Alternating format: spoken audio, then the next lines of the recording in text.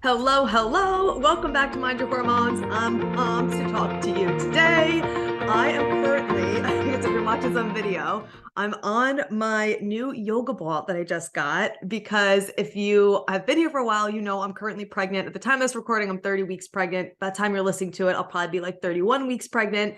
But there's been a lot more sciatica pain and low back pain and hip stuff going on. So I got this yoga ball to sit on and it feels amazing. So I'm just bouncing my way through this podcast. If you are someone who experiences pain like that, highly recommend getting it. It takes all the pressure off of your back and your hips and it just feels so good. So anyway, that is obviously not what we're talking about today, but I'm super pumped because we are going to be talking about this topic that has just been coming up throughout my pregnancy that I wasn't expecting for this connection to happen. But I want to talk to you about how aligning to my cycle phases prior to getting pregnant, obviously, because you don't have cycle phases when you're pregnant, and we'll talk about that in a second, but how aligning to them and really living in cyclical nature. Of course, how it supported my fertility, which I have more specific podcast episodes on that. I'll go over it a little bit, but I'll talk about other episodes you could find that I go more into detail about specifically how you could do that.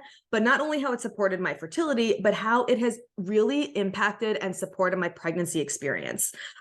Because it's just been something that has been popping up a lot. So if you are maybe new here or you aren't familiar with cycle phase and you're like, Corinne, what are you talking about? I'm just going to do a quick little overview. And then what I would like for you to do if you want to learn more about cycle phases is go through the episodes of this podcast, and there will be brackets in the front of each episode that says cycle phases whenever I talk about cycle phases. So that's way it's easy for you to sift through and learn and dive more into each phase, because there's so much that we could go into in every single one. But an overview of them is, in general, we have 4 phases to our cycle. Most people obviously know about your period, which is your menstrual phase. And I used to think that was it. It was just, that was everything. That's what the whole kit and caboodle is about, but that's only one piece of the puzzle. There's a follicular phase that comes after the menstrual phase, the ovulation phase, which a lot of people know about ovulating too. That's obviously when you can either get pregnant when you're fertile or when you want to avoid sex so you don't get pregnant. And then the luteal phase, which is the 10 to 14 days before your period. And the whole reason why we have phases and why they're called phases to begin with is because our hormones are fluctuating throughout the month. So we don't have just a level of estrogen, a set level of progesterone, a set level of cortisol that's just the same every single day.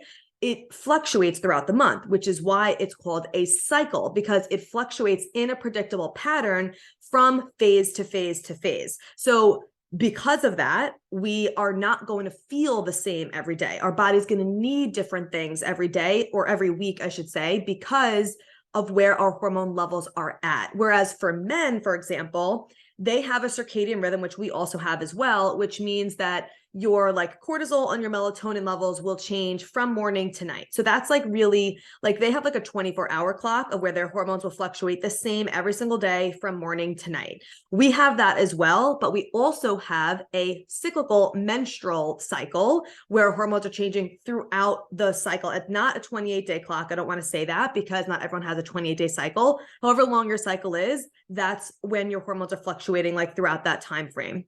And because of that, and because your hormones literally dictate your mood, your energy, the energy you feel, your energy output, your metabolism, your hunger, your desires, literally all of it, your brain actually changes up to 25% throughout the cycle. Okay. This is why you're not going to feel the same way every day. And you're not meant to feel the same every day. And we're not meant to support our bodies in the same way every day, which is why it's so important to tap into your cyclical nature. Now, if you're someone who's pregnant, you obviously don't have cycle phases right now. If you're someone who's on hormonal birth control, you also don't experience cycle phases, because when you're on hormonal birth control, specifically the pill, the NuvaRing, the implant, the shot, some hormonal IUDs, they don't aim to turn off ovulation, but some of them end up turning it off. Your ovulation is turned off. The communication from your brain to your ovaries is not happening. So you're not getting a true period. You're not actually ovulating. And if you're not ovulating, which is one of the phases of the cycle, then you're not having a full menstrual cycle. Because in order to have a full menstrual cycle, we need to go through every single phase of the cycle. So if you're not ovulating, then you're not having a luteal phase, or you're not having a true menstrual phase, right? So this is really for you if you are not on hormonal birth control. You're not this episode, I just mean cycle phases, so you could think about it in that way. If you're not on hormonal birth control, if you're not pregnant, and you are in fact ovulating. You are tracking your ovulation, you're confirming your ovulation. I don't just mean tracking and confirming it with an app. We already know that we cannot be boiled down to what technology tells us, and that it tells us that we are ovulating at this time just because it's when we bled. Like, that is not accurate. So we have to make sure that we are tracking it with our basal body temperature, our cervical positioning, our cervical mucus. Episode 123 of the podcast goes into that. I mean, I talk about it throughout, but I know that episode goes into detail about it. So that is what it entails for you to have cycle phases. Now, from a tangible standpoint of fertility, aligning to these cycle phases, of course, supports your fertility, because when you're supporting your hormones with where they're at, depending on which phase they're at, because again, if we're thinking of how they're fluctuating, a quick overview, your menstrual phase is when your hormones are at their absolute lowest level. Your follicular phase, which is after that, which is, okay, I'll give you a little bit more detail in case you're not familiar with this. The menstrual phase is about 4 to 7 days long, right? And this is going to vary from person to person, just giving kind of like a general consensus about it.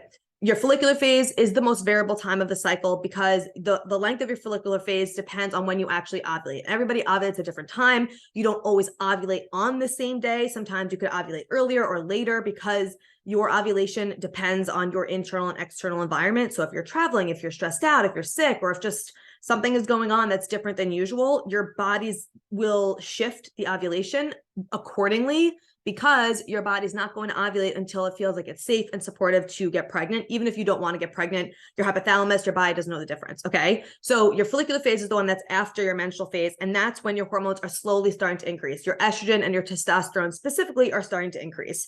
Then you get to your ovulation phase. This is when it's baby making time if you want to have a baby. This is when your estrogen and your testosterone are at their highest levels. There's obviously other hormones that are going on throughout this, but I'm just kind of sticking to the main sex hormones. After ovulation produces progesterone. So now you have progesterone on the scene. Hopefully that's staying high throughout your luteal phase. And then your estrogen and your testosterone levels are slowly decreasing as you get to your menstrual phase, and then all of them drop and you get your period. Okay. So that's just like a general idea of where the hormones are at. Again, go search through the podcast for cycle phases, and I have so many more episodes in more detail on them.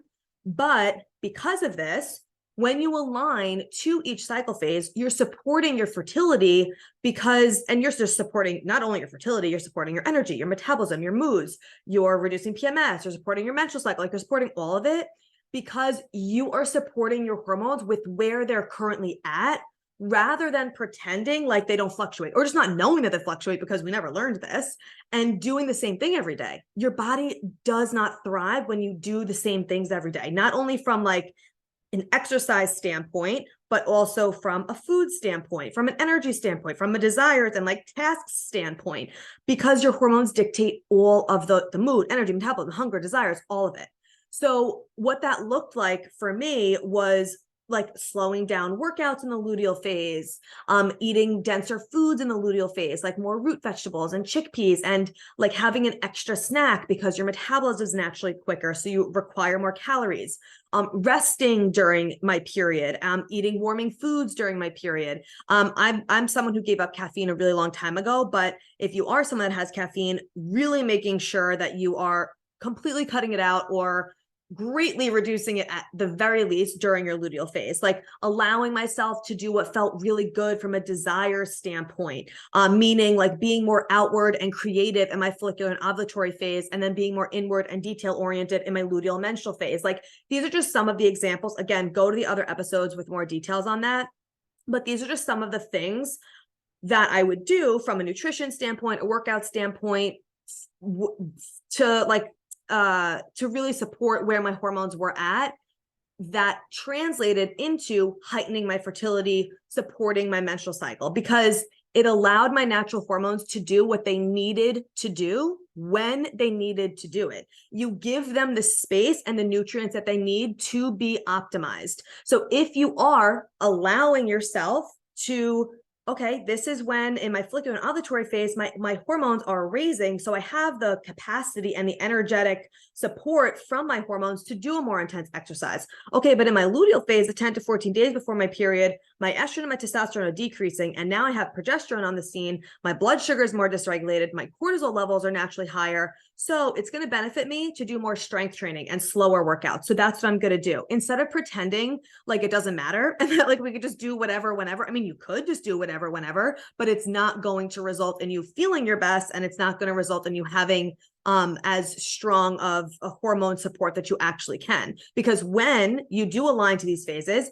it enhances your estrogen production for strong ovulation and cervical mucus, which is needed for fertility. We have to have strong, healthy estrogen levels so that not only that we ovulate, but we have strong ovulation, which will then create strong progesterone, which is what the hormone that's created from ovulation, that is the hormone that's needed to hold onto and nourish a pregnancy. So it all connects to it, okay? That wasn't even the point of this episode. Those are just like tangents I wanted to go on. The point of it was more of the emotional level of how it's helping me during pregnancy right now. But what's cool is that like when I was aligning to my cycle phase, which I did for a few years before I got pregnant, once I actually got my cycle back and it was regular and all of that, because obviously if your cycle is super all over the map, super irregular or non-existent, you obviously aren't going to be able to align to your cycle phases. But once you regulate your cycle out, once you address the root cause of what's actually happening, if your period is missing or irregular or whatever, you're able to then optimize your hormones by aligning to your cycle phases.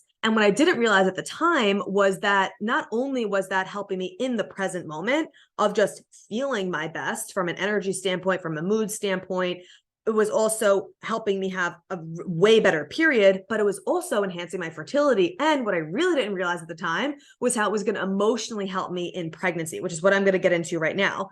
And it's just so cool to always think about how like the things that you're doing right now are not only support like in your health or in anything, are not only supporting you in this present current moment, but it's supporting a future version of you. And you don't even realize it yet until you're there and you're like, wow, that really helped me. Not only then, but it really supported me for where I'm at right now. And it just shows you that like everything that you're doing is adding up. It's all momentum. It's all like marbles in the jar. You just keep adding to it, adding to it, adding to it.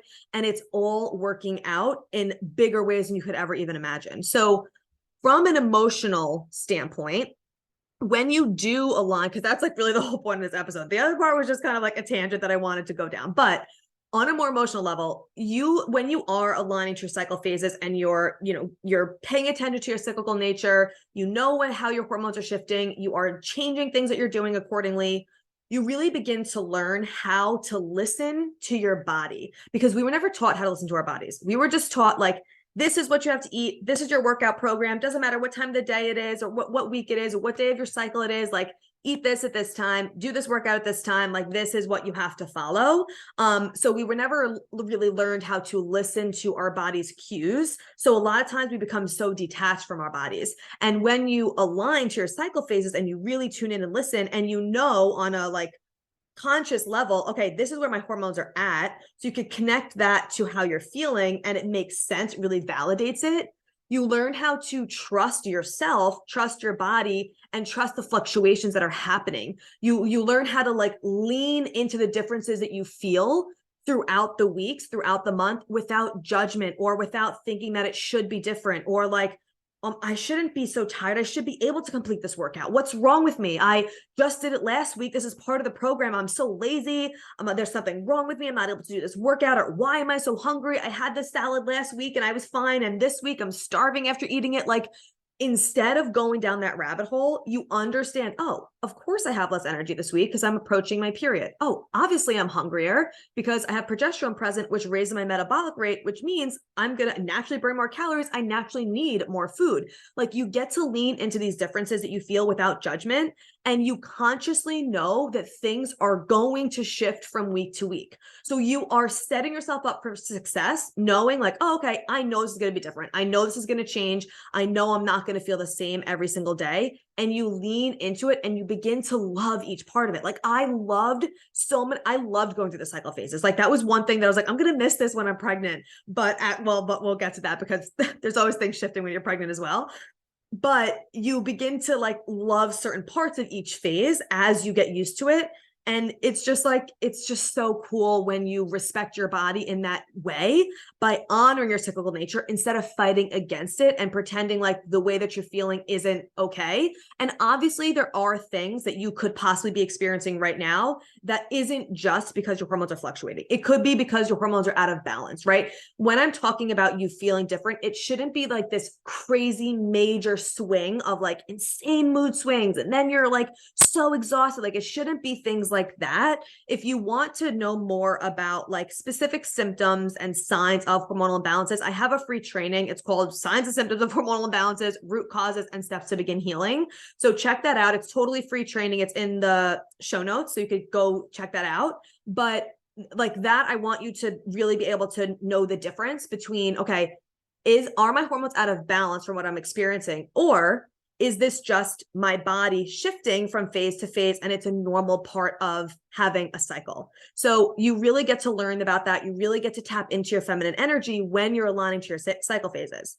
And how this supports me now during pregnancy is when you're pregnant, specifically in the first trimester, you could feel different literally hour to hour. Like 1 hour, 1 minute, you're like super excited. The next you're sobbing, right? Like day to day, you feel different. For sure, trimester to trimester, you feel different. And already being used to tuning into my body from the cycle phases and having this foundation and like being used to knowing what it needs from paying attention, not only to my cycle phases, but it allowed me to really tune in and honor whatever my body needs during pregnancy, because I was already used to, obviously it's not in a cyclical way like that. It's not like, oh, this is what phase I'm in, so this is what I'm going to feel. Like with pregnancy, it's definitely more erratic and all over the place, especially it's my first pregnancy. I've never been pregnant before, but even people who have had multiple pregnancies, they're always like, it's always different every single time.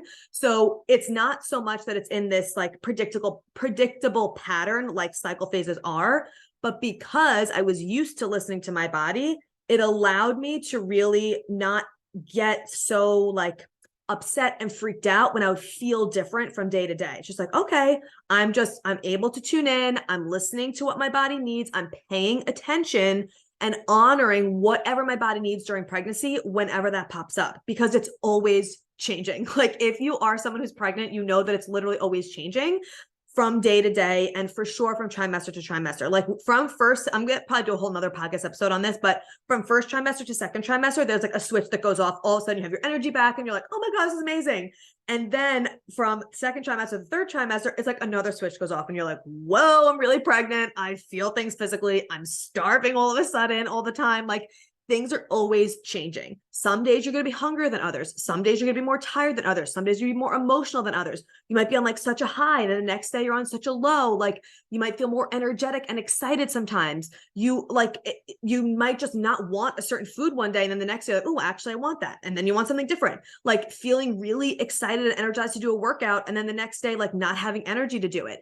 It's always changing, and having this foundation of listening to your cycle phases really supports you in pregnancy of tuning in, knowing what's going on, trusting yourself, listening to yourself, because when you have that foundation, it allows you to more easily be able to tune in, to listen, and to trust what your body needs and what your body is telling you without the judgment, without the guilt, without feeling like it's wrong, without feeling like you should feel a different way. It's like, no, this is just what's happening. It really gives you that adaptability, trusting, honoring, tuning in. Like that is what your body, it's so crucial during pregnancy. And I'm sure during postpartum as well, to have that adaptability, that flexibility, that listening, that honoring where you're at.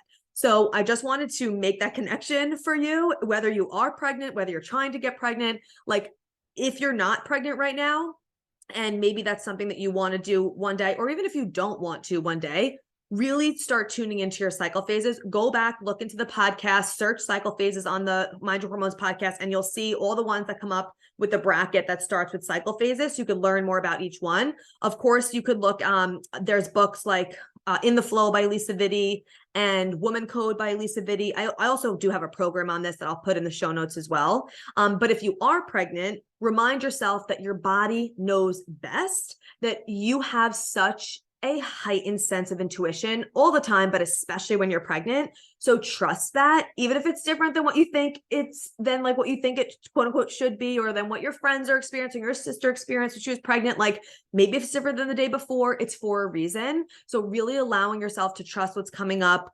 because your body is always communicating with you. And the more that you lean into that and tap into it, the better it's just going to be for you, for baby, for your mind, your physical emotions, like for all physical emotions, whatever, you know what I'm saying? Okay.